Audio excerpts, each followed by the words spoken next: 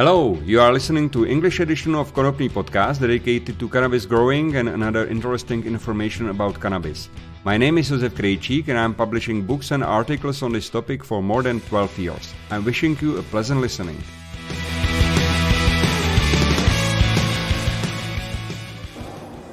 Hello people, I'm now on Cultiva in Vienna. It's the second year. It takes place in a new place in Marxhalle in Vienna. It's in a city center. And I'm sitting here on a Serious Seeds booth with Simon, who is founder, owner, and also a breeder in his company, Serious Seeds. Hello, Simon. Hello, everybody. How are you doing today? Yeah, very good. It's the first day of the fair and it's still quiet. That's why we can do this interview, I guess. And it's always nice to see people again because I haven't seen anybody in 3 years' time thanks to COVID and the way things go.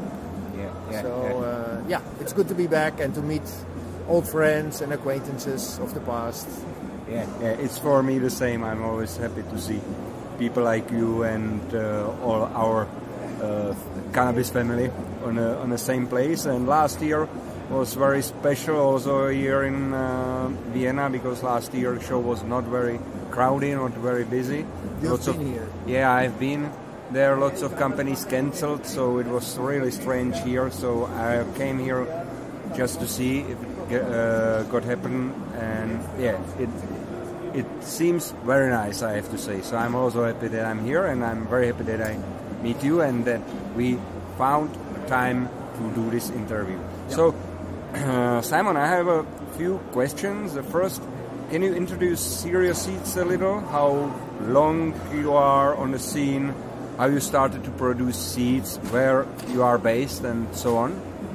Yeah, I'm based in the Netherlands, let's say Amsterdam. The logo of Serious Seeds has 3 X's. That is also from Amsterdam. Some American people think it has to do with something like porn or whatever, because that's what it means in America, but it's not. It's actually the logo of Amsterdam. And I started in, let me think, 94. So there were like 3 older seed companies before me in the Netherlands, which means I'm one of the oldest seed companies in existence today. We are before the big tsunami of seed companies we see today. Of course, most of it is garbage seeds, but the problem is, and that's why I like you to teach the people by means of this podcasts and books and stuff, because the young people, they have no clue of the past and they see just so many seed companies, so many seeds being advertised and offered, and they just go for the nicest pictures or whatever. But in my view, it is already so that if you start a seed company and you start with 50 different varieties of seeds to sell, then that means there's something wrong there, because that's impossible. You cannot start a seed company with 50 new strains. That's impossible. I am one of the oldest seed companies in existence, and now today I have 18 different varieties. That's because it takes time and effort and work to make something new, to make something which is not already there. And which means that most, like say the vast majority of seed companies around are resellers.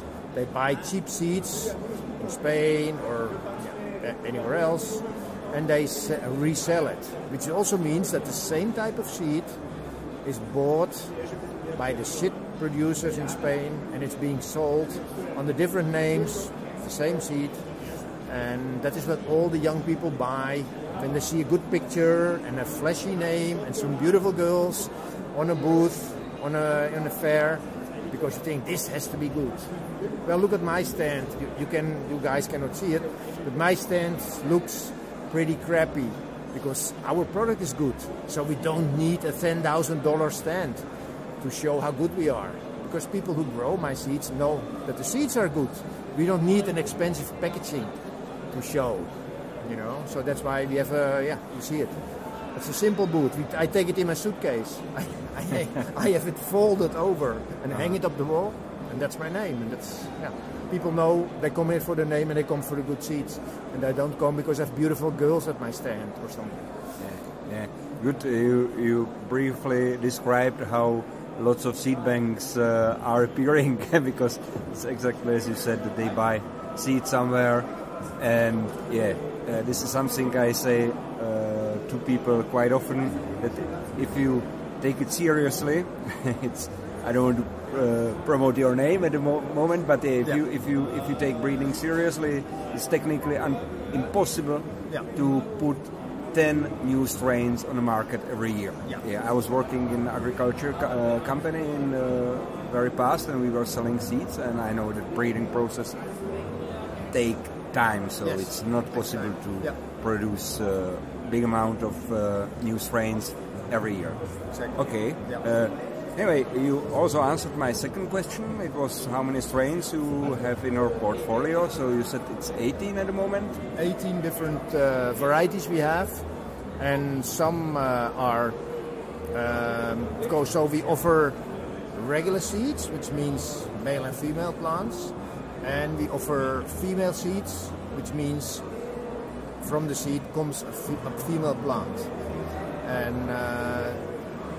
And we have also auto-flowering seeds. And I want to take a little step back on because once the feminized seeds came out, feminized, they chose that name. The first company starting to sell feminized seeds was also this company from the Netherlands, Dutch Passion. And at that time I was already experimenting and making female seeds for my own, not selling them yet. And they came out with the name feminized seed. They came up with the name feminized seeds because not 100% of the seeds will be female plants. And that's true, because a very small percentage of plants will be fully male. And I get an email every now and then. Doesn't happen that often, but sometimes people come write an email and they show me pictures and say, hey, look, I got a male in your seeds and there's something totally wrong and it is this and it is that. And of course, basically they show that I don't have the knowledge to see what's going on here, because the sex expression in the cannabis plant is so complicated, and it's partly dependent upon circumstances. So that means that a plant, because of certain circumstances, decides to become male or female. And which means if you have female seeds and you have 100% male, then everything is okay, because that plant for some reason decided to become male. The thing is, this happened so rarely over the years, less than 10 times in the more than 27 years I'm doing this. Less than 10 times this has happened. And I'm always asking when this happened, what happened, what did you do to the seeds when you were germinating them, or what happened? And you know, it's not possible to find something similar with those occurrences. So I don't know what causes it. It's probably different things which are able to cause this. I can also tell that if you have regular seeds, and that means those plants will naturally be male or female, and in those seeds sometimes also there will be a sex change. I've never read a scientific article about this, I've never read it anywhere, but this is my theory. And I call them sex change plants. So plants can change their sex upon circumstances. And if regular seeds do it, and all seeds by nature are regular, which means you have either female or male plants,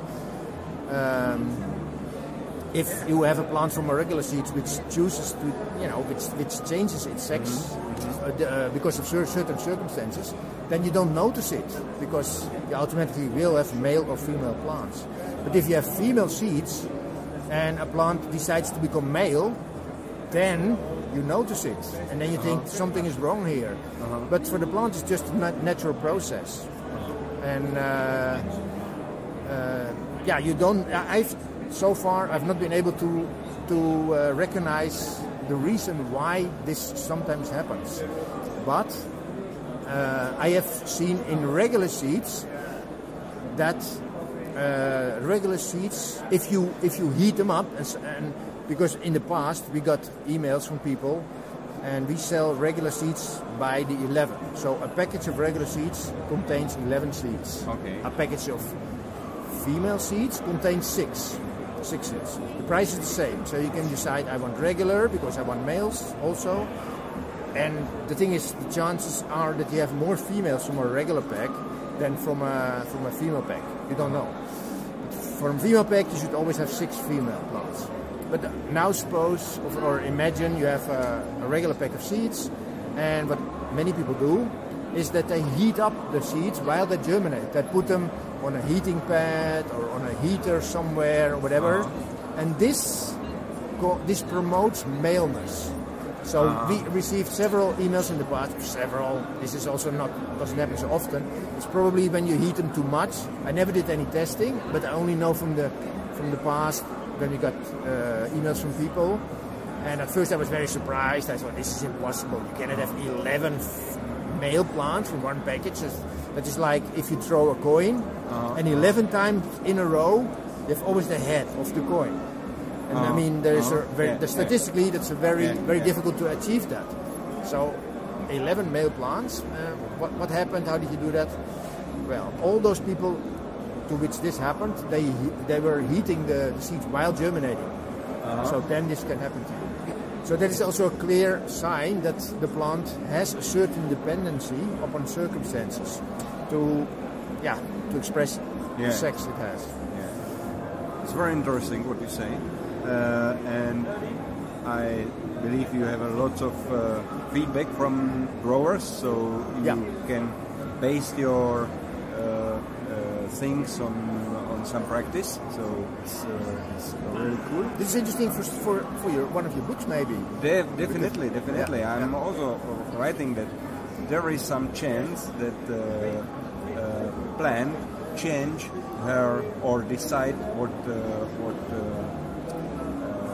to express its sex. What sex it will express. Yeah. So I know about it something, but also I didn't read any scientific article based some. It would be nice to design some trial to prove, but it is too rare. Find a way. It is. The thing is, what I wanted to say. This whole story what I just did. The only thing I want to make is if you have hermaphroditic plants from female seeds, that's bad. That means that the people who make the seeds didn't do the work properly. But if you have a full-blown male, that can happen. That is basically all right. That is in the nature of the plant. Okay. But the hermaphrodite is not good because female seeds should not grow hermaphrodites. They can grow a male under rare circumstances, but no hermaphrodites. And people think that there's something wrong with the seeds if you have a male. But as I said, do you have also female flowers on the plant? No, it's only male. Okay, great. Then I'm relieved. Okay, that's the point I wanted to make. Actually, what's your way how you feminize seeds, or how you force females to produce male pollen, like female pollen? Yeah. Well, basically what you do is you have a female plant and you make him grow like a male. It's basically the same as what the plant can do naturally, and you can do this under certain circumstances. And there's different ways to do it.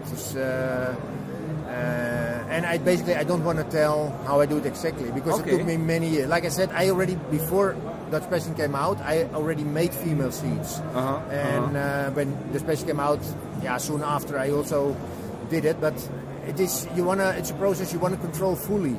And the thing is, most seed companies and most pirates in the seed industry, which are the most, unfortunately, they choose easy plants, which respond easy to certain techniques to become male, but those are the hermaphroditic plants, which respond very quickly to becoming a male. If you use those plants, then you have a high chance of having bad seeds.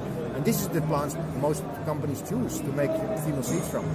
A couple of years ago, we could see in Spain where all the bad seeds are coming from, basically. That everybody suddenly on a fair, on the Spannabis fair, everybody suddenly wanted to buy regular seeds. And before that, for years, everybody only bought female seeds. And so it clearly showed that the experience of the people was now so bad with female seeds that everybody suddenly only wanted regular seeds. Yeah. That's how bad it was. And now, interesting. Yeah. So now I have, for most of the plants we have of the seeds we have in regular or female seed form. And lately, the latest ones I only come out in female because I almost don't sell regular seeds. Only for people who want to breed, which is few. And the thing is, you sell too few regular seeds to do it. To make whole seed packaging and production and all the rest. So I do only now female seeds, the newest ones. Yeah. Most of people prefer feminized or female. You want to have the female plant. That's it. So, Of course. What was the first strain you bred in the history? Well, I bred different. I was doing different things at the time. I was just doing it for myself, sort of hobby.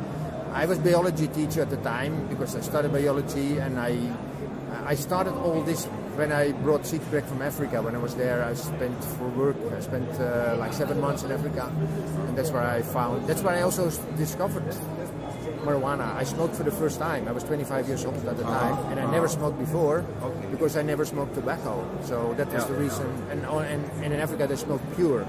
That's why I tried it for the first time. I liked it, and I collected seeds at the time, and I brought them back, and I started growing in the Netherlands. And I never bought any wheat in the Netherlands. I'm sort of proud of that. I always grew my own. And anyway, I just started to grow plants. I started to cross them, and that's a natural thing. If you're a biologist, you're interested in plants, in living things. So I was doing that, and then I was giving some seeds away to people around me. And some people asked me, "Hey, can you sell your seeds?" And I sell my seeds. Yeah, sure, yeah, why not? And, I never thought of that. But anyway, they sort of brought me to the idea of selling it, and whatever. I first started a company with some Americans, and it failed very soon. So then I started for myself, and that's when Serious Seed started in 1904. Okay. And I've been doing the same ever since. And that's where we are. And did you? So the first strain, let's say, had some name? Oh yeah, that was the question. So I first came out at that time with AK-47, which is very old, as you know, and the Chronic, and Kali Mist. Okay. So the first, that was the first 3 strains I was selling, and that was I always try to. I have always sort of a goal in mind when I try to create a seed, and so AK-47 was made as the strongest plant I could make at the time, which was difficult. But anyway, Chronic was the plant with the best yield at the time, and Kali Mist was the pure sativa plant with the pure sativa height, and they are still here today.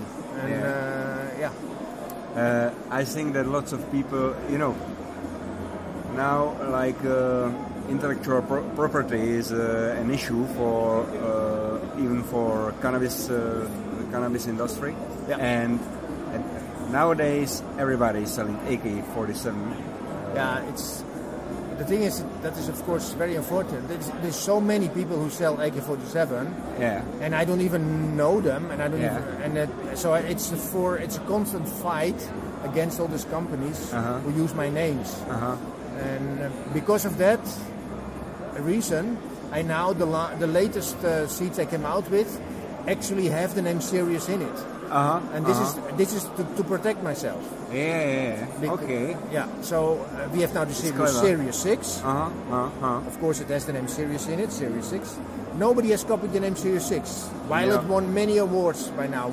So it's a popular seed, but for obvious reasons they don't use it. The newest 2 strains are Seriosa and Seriotica. Okay. So both have also the name Serious in it, and this is to prevent people from using my names. But what's always happening, Yeah, it's clever because I believe that most of people don't know from where AK-47 came from, Yeah. So they definitely don't connect it with serious seeds. Yeah, but that's how bad it's it is. very important to say it, and I also happy that you say it in my podcast that now people know from where this is the history. it came. So it was AK-47, Kalimist, and the server Chronic. Yeah. Oh. Yeah, Chronic is a very popular name. Yeah. You hear even songs are sung about it and whatever. Yeah. But yeah, I made the Chronic back in the beginning of the 90s, let's say, and I started to sell it in 94. Okay. And because it has very big buds and it has, it's just a big yielder, and that's why it's popular. And I think Chronic may have been the most popular seed for the longest time, also for Spain and many places people grew commercially. Chronic was liked a lot. A lot of people smoked Chronic, I'm sure. I know. It's like all people who grow or are familiar with cannabis know names you said. So it's great. So also you mentioned the last or the newest strain, what is Seriotica in Seriosa. Cool. Yeah. Cool. What's your favorite one? Like what you enjoy most? What you enjoy most to grow and most to use? Okay, so for always I like the Kalimist or like the Sativa High. That was always my most popular thing, and it still is, still maybe. But lately I'm smoking Seriotica a lot, I notice. Because I have many different types of weed around. I'm always having a lot of weed to test around. And maybe it's interesting to tell that I always test with my vaporizer. I never burn weed because I'm not used to smoke tobacco. I never did. So if I burn weed, which I had to do for many years because there was no other way, I thought.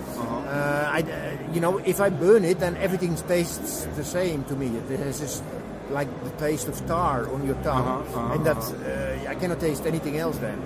So burning is for me very bad. I know people who are smokers, they are able to distinguish when they burn weed, but I can't.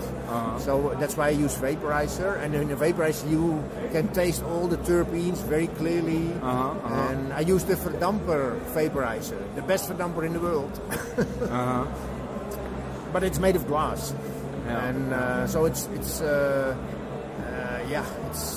vulnerable, let's say. I've broken every part of it already. But it's because it's made of glass, it doesn't, and it also the vapor goes through the water, so it gets cooled down a bit, and particles, solid particles and whatever are trapped in the water. The water also gets dirty of some time, so you get it's developed for patients. The guy who invented it, who made it for patients to use marijuana, and it's the best way to smoke, I think. It's most clear taste and whatever. And I use it for testing the weed, and finally come to if I want to make a new strain, and of course that's what I do all the time. And now I smoke Seriotica because all the plants are a bit different from each other, and all the plants are great, and I enjoy it so much just testing different plants. So at the moment, that is what I smoke the most. But, I only want to remind listeners that or links to all things we are talking about, including the vaporizer you are just talking about, will be on my website in an article connected to this part of Konopí podcast. So you can go visit my website and you will find all links to stuff we are talking about. So I'm here with Simon from Serious Seeds. We are now in Vienna at Cultiva Cannabis Trade Show, and I have to ask you, are you mostly indoor or outdoor guy? Do you prefer grow indoors or outdoors? If you ask me what I like the best, then I like outdoor the best, because it's the best feel to be with the plants outdoor. Go through the plants, smell the plants, and hear the birds around you, feel the wind, feel the sun. That's where the plant likes to be, I guess. And the plants look always the most healthy also outdoor. It's the thing. And but you when you live in the Netherlands, like me, then you have to grow indoor also, because outdoor is only certain part of the year. And the plants all flower at the same time, and they're all done at the same time, and then it's over. And then you have to wait 3 quarters of a year to start over again. So I like outdoor the best for several reasons, but I'm also an indoor grower, of course. You cannot do only outdoor. In Czech is the same. For example, this year, my plants and also plants of other people who have some plants outdoors, this year plants started to flower very late, like later than usually. Me too. And it's then it's difficult to get to the proper maturity.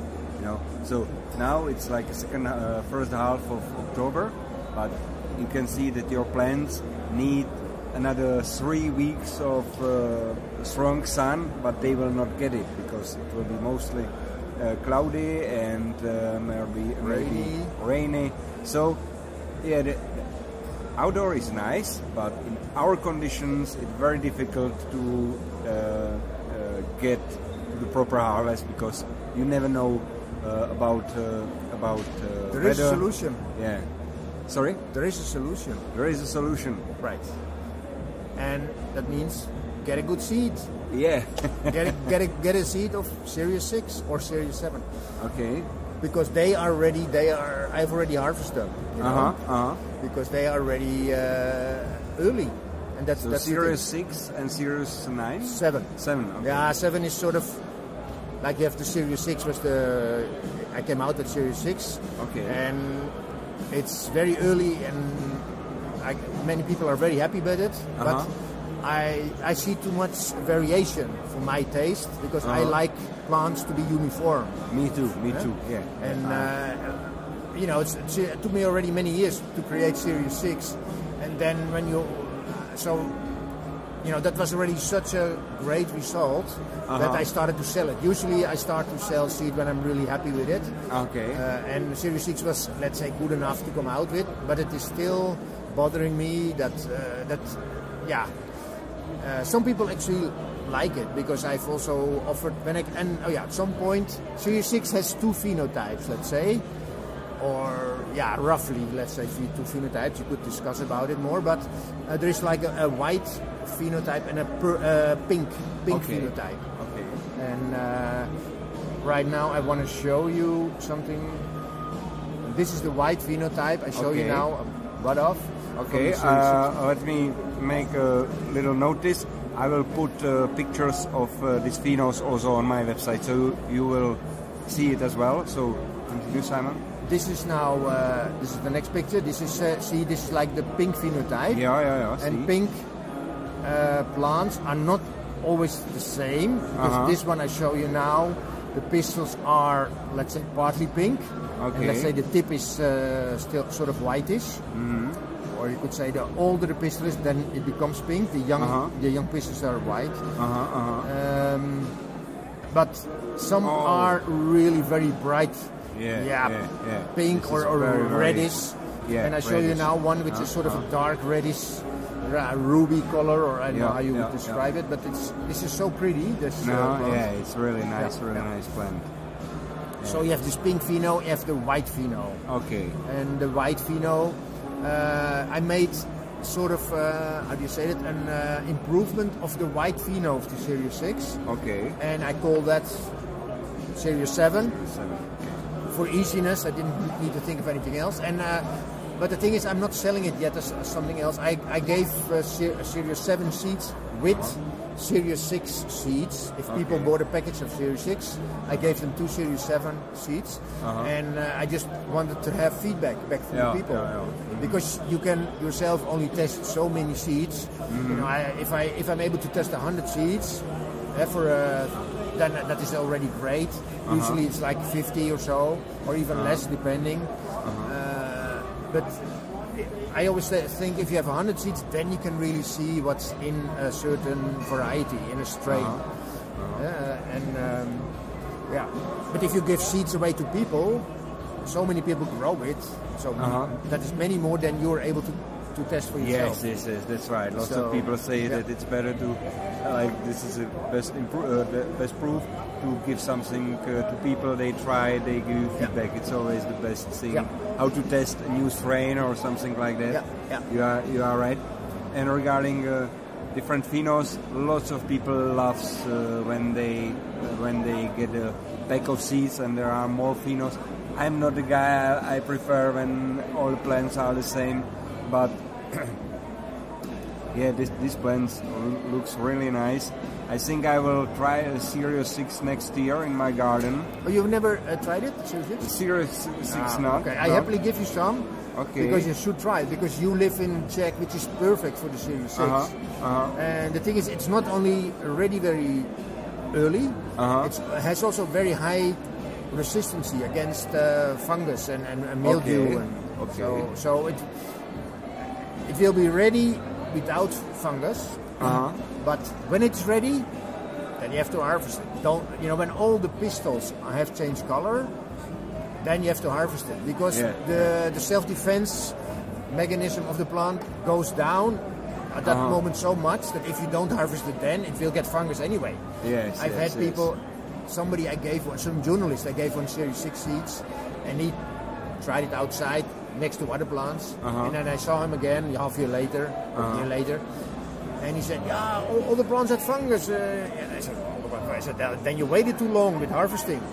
And he said, he grew them in a plot somewhere, not at his house. So he only went there, let's say, half of October. Yeah, then all the Series 6 plants are already dead and rotting in the field. Anyway. It's important to harvest on time. When the plant is ready, you have to harvest. Not to wait too long. That's right. So, really nice picture. I really enjoy it. I would like to see plants live. Really nice. Simon, what do you have some message to growers or something you want to share, or to some advices for growers? You asked me, you mentioned this to me, that this is part of your interview, this question, and so I had some time to think about it. And there's several things I could say, and I'm even thinking to now with my web guy who's making my website. I'm talking about it, and I want to put something on my website. Simon says ... because that is a sort of a famous game in United States, sort of a game with children. Simon says, and I know. You have to do what Simon says, right? And I have several tips for people. And I was just in Canada. Just now was a congress in Canada, and I had to go there. I was one of the speakers, and I also visited several LPs. That means licensed producers. So that is places where they have fully legal growth, and then you meet all people who sometimes you've met before, or people who know you. And then one guy, when he found out who I was, he said, "Oh yeah, I know you, and thanks to you, I made so much money when I was in my student times." He was now, it was a long time since he was a student, but and then he told me a tip which I gave him back in the years. He said, when I was still young and growing, trying to make some money, being a poor student, I said, you told me, and this was, I gave this tip as part of the chronic plant, because chronic has sort of very subtle bouquet. The terps are very fragile for some reason. I don't know exactly why, but I noticed that if you have, chronic has very big buds. So if you think that they're ready and dry, and you put them in a plastic bag, or you seal them off, and then the next day you open it again, and you see, it was not as dry as I thought, and there was in the stem, inside the bud, was still moist, and now that dispersed among the whole bud, so the whole bud feels soft again. And at that time, the smell is gone and will never come back. I don't know why that is, but I warn people for that. I said, don't seal them in or lock them and put them in a bag or whatever till the plant is fully dry, because you will lose the smell if you do. And that was for him such an important tip, because he said, my wheat was always better than anybody else's, because his wheat smelled the best. And that is because he dried it thoroughly before putting it in bags or whatever. And so that is one of the tips I want to give to people. Make sure that the wheat is really dry before you seal it in or pack it in or whatever. And how do you test that? Okay. The way I test it, I think it's the best way, is to bite it with your teeth. Because the teeth is connected to your bone and connected to the bones in your ears. So if you bite, so you have a little bud, and the stem, you bite the stem, just sticking out of the bud. And if it's not completely dry, then you will feel that your teeth sink in it. And if it is dry, then you feel here little cracks. Then it's dry. That is the best way to test if a wheat is dry or not. Okay, it's a nice tip, and I never heard this way how to find out if it's properly dry. But you are absolutely right that if it's properly dried and properly stored, it's a completely different story comparing to too over dried or too wet wheat. You are right, Simon. I think we are in the end of our interview. It was very nice to talk to you. I think that if somebody didn't know from where AK-47, Kalimist or Chronic came from, they already know. And they know I'm now. very happy that you told us your story. I think in the spring maybe I will make a contest for listeners, and we will put some seeds as for winners. It would be nice. Would be an honor. Yeah. So let's do it like that. Thank you very much again. I think we will meet each other soon. But now you can say hello to our listeners. Okay, well, thank you guys. If you are still listening by now, that means you're an aficionado. You're somebody who likes the plant and who likes the wheat. So thank you for listening all the way. Yeah. And hopefully we meet again some other time. Yeah. I also thank everybody who listened to the end. I think it was a very interesting interview, so I hope you did. And I will looking forward to see you or to talk to you in the next episode of Konopnik Podcast. Hear you soon. Bye bye.